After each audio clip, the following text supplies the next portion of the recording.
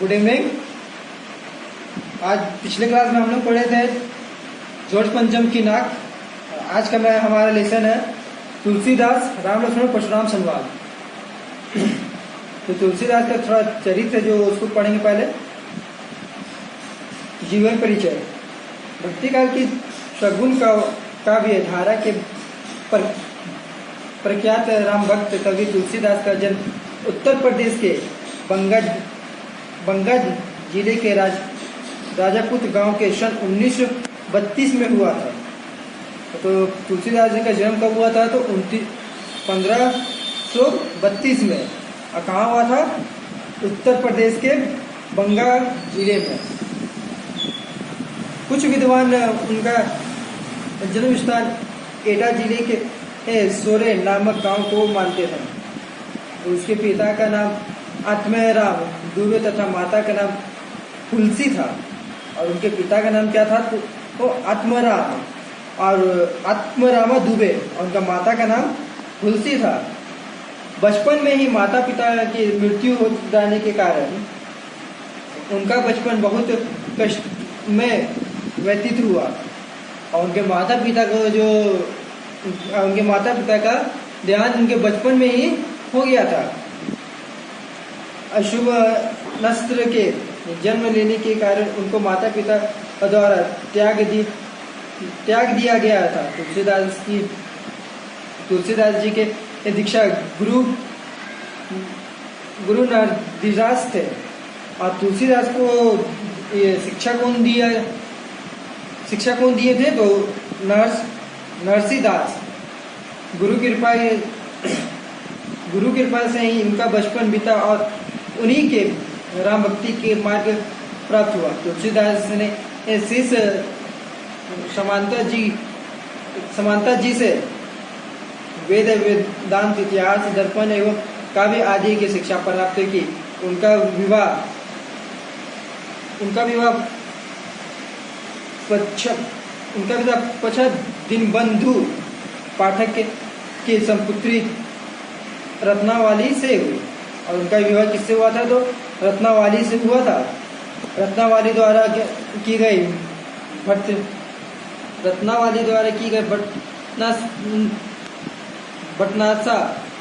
भटनासा के आहत होकर तुलसीदास की जीव विरक्त हो गए। अतीत समझ से दे तामे ऐसी प्रिय नामक दोहा उनकी इस बात की पुष्टि करता था।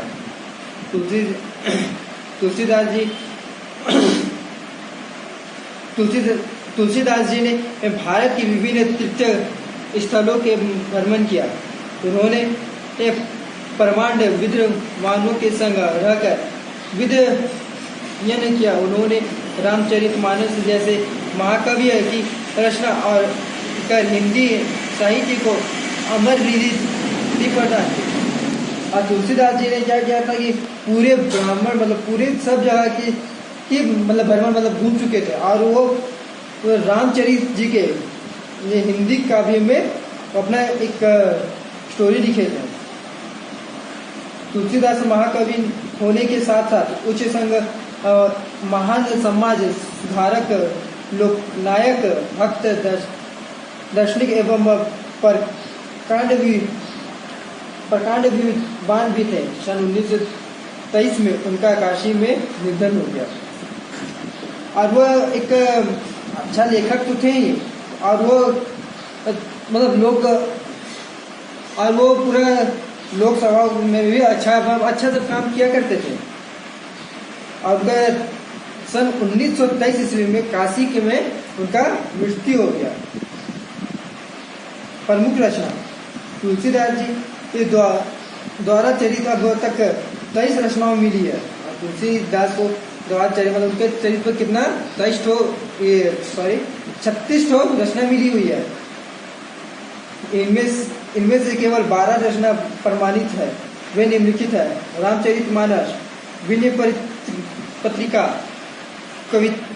कवितावली, गीतावली, दोहावली, कृष्ण गीतावली, वरेण्य रामायण, वैराग्य संपादित संदीपनी, रामाज्ञा प्रश्न, रामलाला नक्षु, पर्वती मंगल एवं जानकी मंगल, ये उनके द्वारा 12 रचना थी। साहित्य विशेषताएं, तुलसीदास के काव्यों में भक्ति भावना की प्रार्थना है। उनकी भक्ति दास भाव की भक्ति है। राम स्वामी है और तुलसी सेवक है। भारतीय संस्कृति का आदर्श रूप तुलसीदास जी के सहित में सवर्गीय दृष्टिगोचर हुआ है। उनके काव्य में धर्म, दर्शन, संस्कृति, भक्ति का सुंदर समन्वय हुआ है। उन्होंने सेवों और वैष्णवों में शक्तों और वैष्णवों को धार्मिक समन्वय स्थापित किया था। लोक कल्याण की भावना तुलसीदास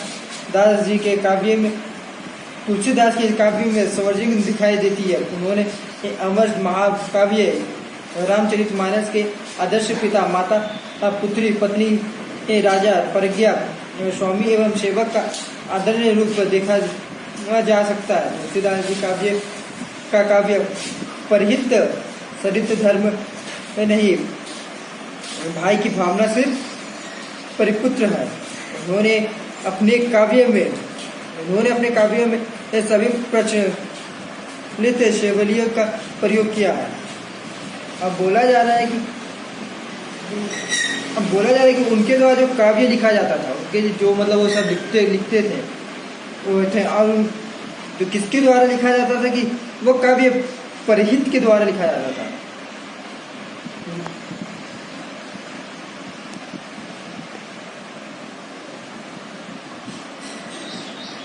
तुलसीदास की काव्य परिहित सरित धर्म नहीं, भाई की भावना से पुनीत है। उन्होंने अपने काव्य के सभी प्राचीन शैली का प्रयोग किया है। उन्होंने काव्य में शांत रस के साथ साथ वीर, रौद्र, विभक्त, हस्त आदि रसों का भी चित्रण हुआ है। उन्होंने प्राकृतिक चित्रण के अतिरिक्त जीवन उपयोग आदि इसे भी दिया है। भाषा से भी गोस्वामी स्वामी तुलसीदास जी ने ब्रज एवं अवधि दोनों भाषाओं में अपनाया है। रामचरितमानस के अवधि तथा विनय पत्रिका के ब्रज भाषा का सुंदर रूप दृष्टिगोचर होता है। उनकी भाषा संस्कृति निष्ठ शब्द वाली के युक्त में है। तुलसीदास जी साहित्य में उद्र, फारसी, अब्री प्राकृतिक के शब्द दिखाई देते हैं। उन्होंने चौपास, दोहा, सोरठा, सवैया एवं कवित्व क्षणों का मुक्ताक्षर प्रयोग किया है।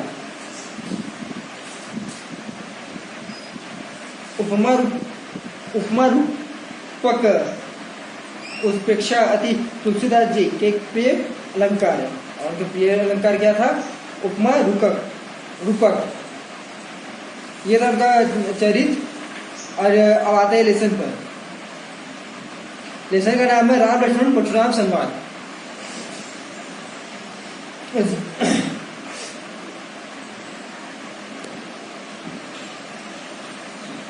ये स्टोरी में जब राम जी उस धनुष को तोड़ सीता जी के विवाह करने के लिए एक शर्त रखा गया था कि इस धनुष को जो उठाएगा वो उसी को से विवाह होगा। और उस धनुष को राम जी तोड़ दिए थे। तब परशुराम जी आए थे और वो पूरा गुस्सा किए थे। उसी पर ये कहानी बताया गया है। जब परशुराम जी आए तो राम जी बोलते हैं, नाथ शंभु धनु भजनिहारा होई केहू दास एक तुम्हारा। राम जी बोलते हैं कि नाथ, हे मुनिनाथ, आपका जो ये धनुष तोड़ने वाला है, ये शिव जी का जो धनुष है वो आपका एक दासी होगा। आशुक का कयो किन मोही सुनी रिसाई बोले मुनि को ही।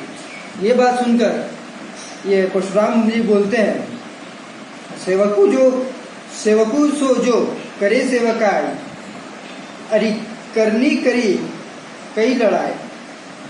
ये परशुराम जी बोलते हैं फिर कि सेवक वो होता है जो सेवक का काम करता है, वो नहीं होता जो है कि जो लड़ाई करे।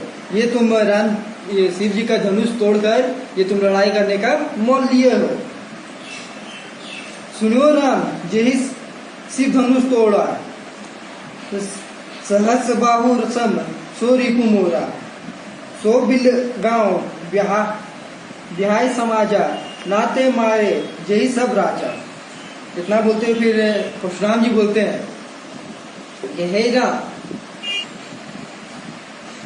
बोलते हैं मुझे कि ये जो भी ये धनुष को तोड़ा है, सबको ये जो तोड़ा है वो साइड में आ जाए, नहीं तो सब राजा को मारेंगे और श्राप दे देंगे। इसलिए जो है तोड़ा इस धनुष को वो साइड में आ जाओ। सुनी मुनि वचन लखन मुस्काने, बोले परशुराम अपमाने, बहु धनुई तोड़े लड़िकाए, कहूँ न असी रिस किन्हीं गोसाए। ये बोलते हैं लखन जी मुस्कुराते हुए बोलते हैं, अवमाने मतलब अपमान करना। और लखन जी मुस्कुराते हुए बोलते हैं कि हमने बचपन में बहुत सारे धनुष तोड़े हैं, ऐसा तो कोई नहीं हुआ कि इतना गुस्सा किया है। इस धनुष में क्या है? जो ही धनुपत माता पिता ममता के हेतु सुनी रिसाई कम भृगु कुल केतु। ये धनुष में ऐसा ममता क्यों है आपका? ये भी तो धनुष आम धनुष के जैसा ही है। तो बोलते हैं परशुराम जी, रे नि बालक कालवश बोलत तो ही न संभारा। नृप बालक मतलब बोला गया कि तो तुम्हें बुद्धि नहीं होना, तुम्हें छोटे हो, बुद्धि नहीं है। धनु ही रस त्रिपुराधनु विदित सकल संसार। इतना बोलते हुए मोही बोलते हैं कि रे नि बालक, तुम्हें बुद्धि नहीं है,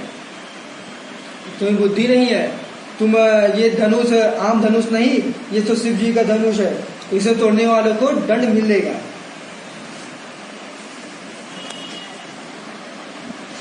इतना होते हुए ये स्टोरी यहाँ पे एक पद कंप्लीट हुआ।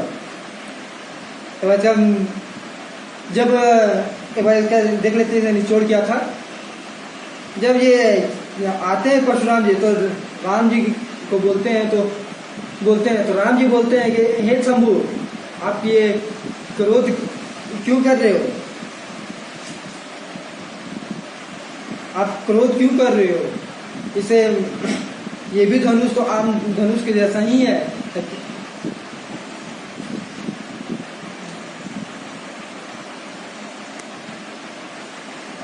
बोलते हैं राम जी की आप क्रोध क्यों कर रहे हो? आप ये धनुष तोड़ने वाला भी तो आपका एक दास ही है, आप क्रोध मत कीजिए।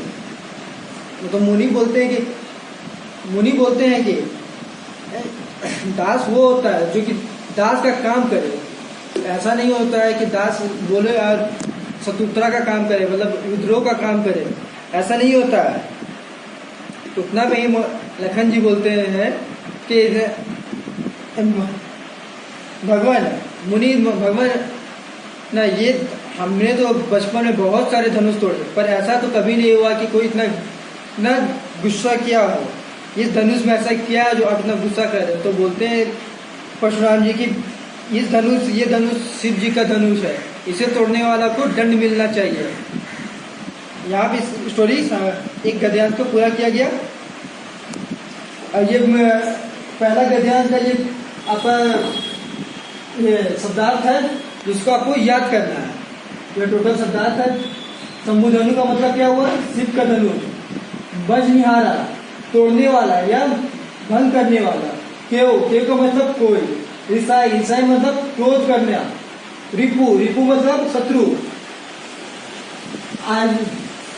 आशेषु आज्ञा, अधिकरणी, चतुर्था के कार्य। ये इतना जो पूरा है सबको याद करना है, अच्छा तरह से इसको याद कर लेना है। अब हमारा दूसरा गद्यांश है, लखन बोलते हैं, लखन का हंसी हमरे जाना, सुने देव सब धनुष समाना। मतलब लखन जी बोलते हैं कि हमने सुना है कि सब धनुष तो एक समान होते हैं। का छती लघु जुन धनु तोड़े, देखा राम नयन के भोरे। इस धनुष को तोड़ने में क्या चाहती है? सब धनुष तो समान ही होता है, हमने ऐसा सुना है। इस धनुष को तोड़ने में कोई दोष नहीं है।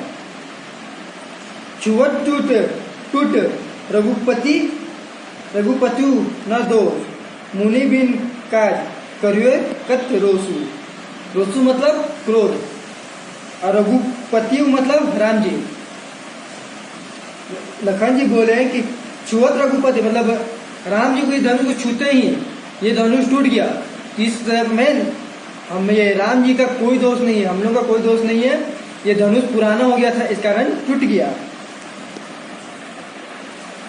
बोले चिते परशु की ओरा, रे सट सुनिए सुभाष नाम मोरा। इतना बोलते हुए ये मुनि जी बोलते हैं कि तुम लोग हमारे मेरे गुस्सों से वंचित हो, हमें गुस्सा मत दिलाओ। बालकु बोली बधो नहीं तो ही, केवल मुनि जड़ जानिए मोही। बाल ब्रह्मचारी अतीत को ही, विश्व विलिद छत्रिकुल होद्री। बोलते हैं मुनि कि तुम लोग बालक हो, हमें गुस्सा मत दिलाने, तो हम बाल ब्रह्मचारी हैं, शराब दे देंगे, हमें ज्यादा गुस्सा मत दिला।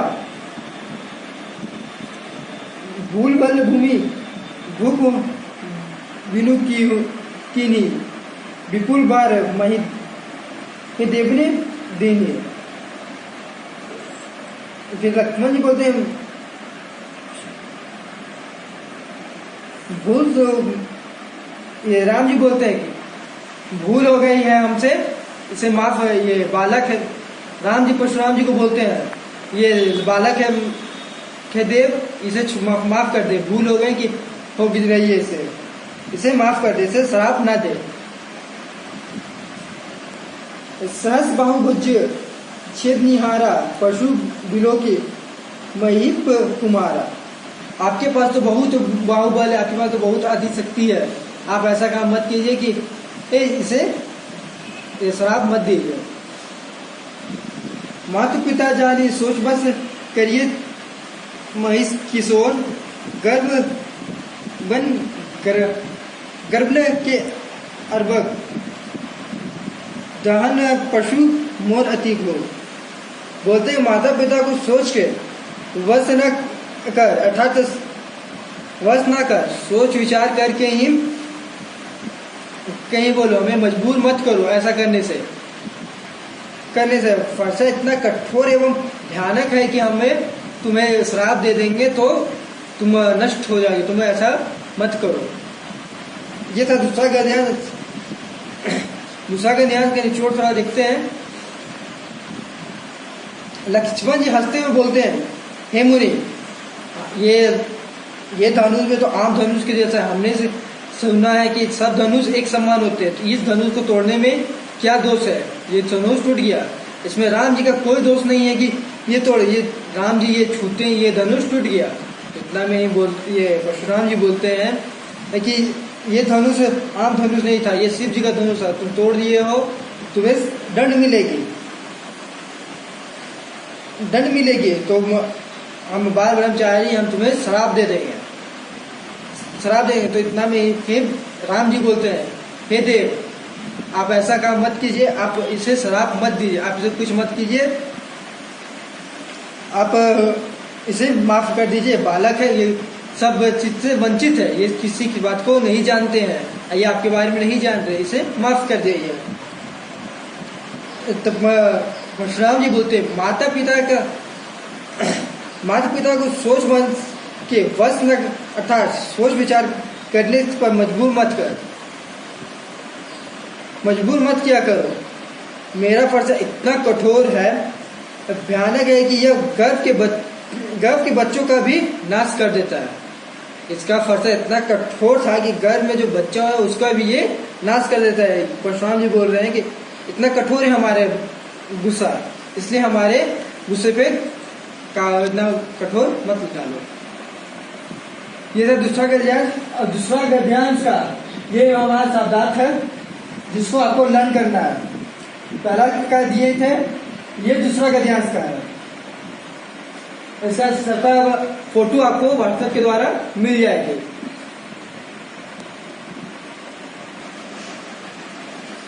ये मेरा दूसरा गद्यांश पूरा हुआ। हम तीसरा गद्यांश पढ़ेंगे। ब्यसी लखनऊ बोले मित्रबानी, अहो मुनि महामठ मानी। मित्र मतलब हो गया सुंदर वाणी में बोलते हुए। लक्ष्मण जी एक सुंदर वाणी में कहते हुए बोलते हैं, पुनि पुनि मोही देखाओ कुठारो, चाहत उड़ावत फूकी पहाड़ो। तो आप क्या बोलना चाहते हो? बार बार अपने तारीफ करके क्या फूक से ही पहाड़ उड़ाना चाहते हो? ऐसे बात बोलते हैं। यह कुंभ अरे बतिया को नाही, जे तजनी देखी मरी जाए। यहाँ कोई कुमार बच्चे मतलब कोई यहाँ छोटा नहीं है जो आपका तर्जनी उन्हें देख कर भी आपको देख के डर के भाग जाएगा। देखिए कुठारू सरासन बाना, मेघ कछु का सहित अभिमाना। मृगुसुत समझी जेही बिकोली, जो कुछ कहूँ सो इस कोली। बोलते हैं कि यहाँ लक्ष्मण जी बोलते हैं, आप देखी कुठारू सरारस बाना, मैं कुछ कछु कहा सही अभिमाना। बोलते हैं लक्ष्मण जी कि आप हमें कुछ करेंगे भी, हमें कुछ सजा भी देंगे तो हम आप पे कुछ वार नहीं कर सकते हैं। हमारे धर्म में बच्चा मुनि सबको शस्त्र उठाना मना है। हम किसी को ऐसे को शस्त्र नहीं मारते हैं। बड़े पापो नहीं सुर महिषुर हरि जन अरु गई, हमारे कुल इन पर न सुराए। यहाँ बोलते हैं कि हमारे कुल में ऐसा रिवाज नहीं है कि हम किसी पर भी हाथ उठाएं, किसी को भी मारे। हमारे जो निपेक्ष हमारे जो बराबर होते हैं हम उसी पर हाथ उठाते हैं। मुनि पर, जब बच्चा पर, औरत पर हम लोग हाथ नहीं उठाया करते। हम लोग का शस्त्र उस पर नहीं जाता है। बधे पाप अप्रिकति हारे, मातु परिये तुम्हारे। कोटि कुली सम बचनु तुम्हारा, व्यर्थ धरु ये धनु बन कठारा। बोलते हैं कि लखन जी बोलते हैं आप हमें मारेंगे भी तो हम आपके चरण ही छुएंगे। हम आप हमें कुछ करेंगे भी तो हम आपके चरण ही छुएंगे, ना कि हम आपको कुछ बोलेंगे, ना ही हम आपको कुछ शस्त्र उठाएंगे। आप कुछ भी करेंगे तो हमें वो मंजूर है। जो भी लोग अनुचित केयु क्षमु महामुनि धीरा, सुनिए सरोज भृगुवंश समनी बोले गिरा गंभीर। जो बिल्कुल अनुचित बोलते हैं कि ये राम जी बोलते हैं, ये लक्ष्मण जी बोलते हैं कि जो भी आप करेंगे, जो भी हमें दंड देंगे सब हमें मंजूर होगा। आप तो महान है, आप तो महान से श्रेष्ठ है। आपका हम शस्त्र नहीं उठा सकते हैं। आपका सब दंड भी हमें मंजूर है। आप जो दंड चाहे वो दे सकते हैं। सुनी सरोस भगुबन समझी बोले गिरा गंभीर। ऐसा बोलते हैं कि आप हमें कोई भी दंड दीजिए, हमें सब मंजूर होते हैं। तो यहाँ पे गद्यांश 3 का ये शब्दार्थ है, इसको आपको लर्न करना है। और जितना पहला दूसरा तीसरा तीनों गद्यांश का शब्दार्थ आपको लर्न करना है। और आज का क्लास यहीं तक। पिछले क्लास में 4, 5 अच्छे पढ़ेंगे। और जहाँ समझ में नहीं आया होगा, जहाँ आपको लगे यहाँ पे समझ नहीं आ रहा है, उस टॉपिक को फोटो क्लिक करके सर के व्हाट्सएप पर देना है और सर को बोलना है कि सर इस जगह समझ नहीं आया, दोबारा बोलिएगा समझाने। तो नेक्स्ट क्लास में हम आपको दोबारा वही चीज समझा देंगे। इस टॉपिक को एक बार वीडियो देखकर 3 बार अपने मन से पढ़िएगा। अच्छे भाषा में लिखा हुआ है, आसान घंटे पूरा समझ में आ जाएगा।